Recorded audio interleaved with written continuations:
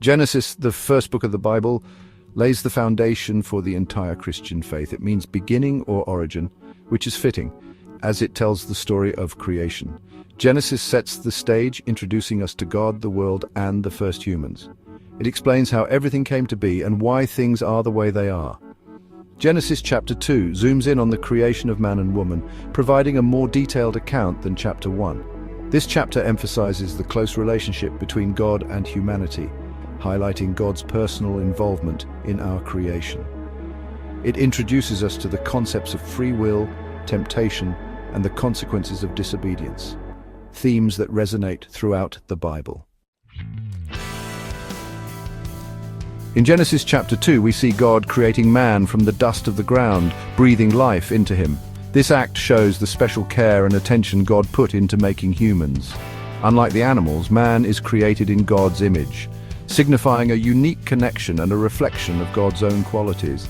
God then plants a beautiful garden Eden specifically for man to live in. Eden is described as a paradise filled with all kinds of trees that are pleasant to the sight and good for food.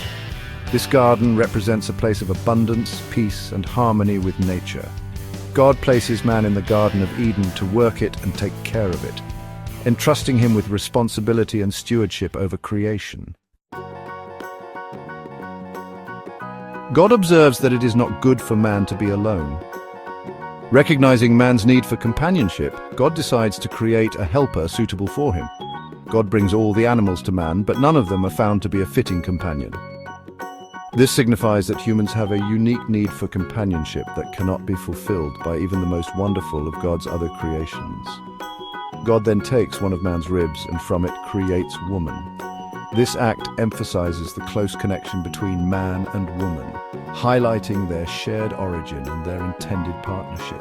Adam recognizes woman as bone of my bones and flesh of my flesh, signifying a deep and inherent connection.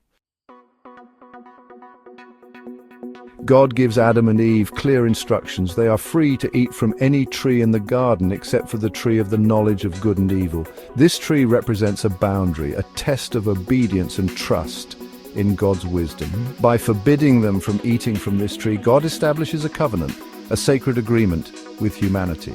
The consequences of disobedience are also clearly stated. For in the day you eat of it, you shall surely die. This consequence highlights the seriousness of their choice and the potential for sin to disrupt the harmony of their relationship with God. Genesis chapter 2 lays the foundation for understanding the relationship between God and humanity. It introduces us to key theological